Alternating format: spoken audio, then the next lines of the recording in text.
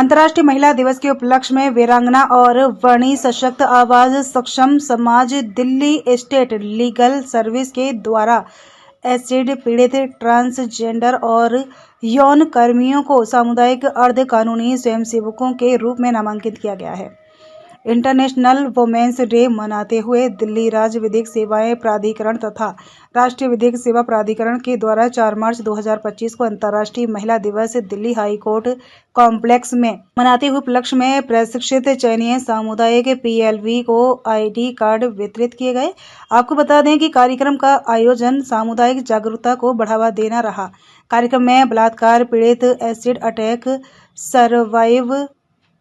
Survivor, वयस्क हो चुके पॉक्सो पीड़ितों, ट्रांसजेंडर व्यक्तियों और यौन कर्मियों को सामुदायिक PLV के रूप में शामिल कर सामुदायिक कम्युनिटी को बढ़ावा देना रहा।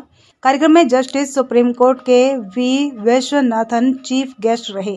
जस्टिस देवन कुमार उपाध्यक्ष, chief justice high court Delhi and patron in chief DSL justice Vibhu Bhakru, जज high court executive chairman DSL justice Rekha Palli, जज high court Delhi, Rajeev Bansal member secretary DSL Naveen Gupta special secretary DSL वानिको न्यायाधीश गढ़ आदि मौजूद रहे।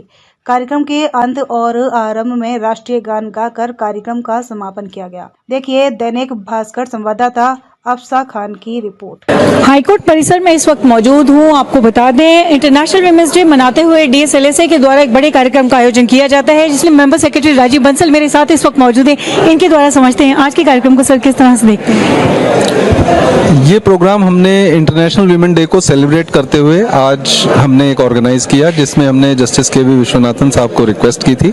सर ने बिल्कुल एकदम इमीडिएटली ही accepted our proposal and he immediately agreed कि हाँ मैं जाऊंगा। हमने जब उनको कॉन्सेप्ट नोट के बारे में बताया कि ये हमारा कॉन्सेप्ट है और इस कॉन्सेप्ट के ऊपर हम ये प्रोग्राम करना चाहते हैं, तो सर ने उसको बहुत अप्रिशिएट किया और बोले कि I am keen to join this programme.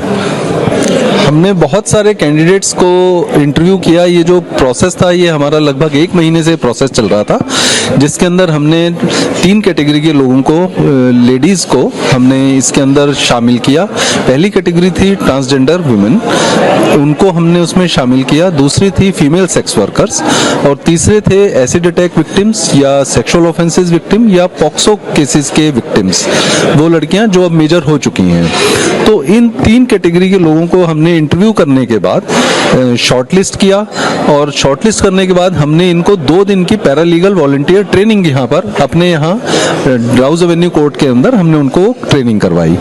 उसके बाद वो ट्रेनिंग कराने के बाद अब वो पैरालीगल वॉलंटियर्स के लिए हमने उनको रजिस्टर कर दिया है। में वो लोगों की हेल्प कर सकते हैं, क्योंकि ट्रांसजेंडर जो सोसाइटी के लोग हैं वो दूसरे आदमी के साथ अपनी प्रॉब्लम को शेयर करने में थोड़ा हिचकिचा सकते हैं। तो इस चीज को हमने ध्यान में रखते हुए ट्रांसजेंडर लोगों को भी इंडक्ट कर रहे हैं एज PLV ट्रेनिंग्स।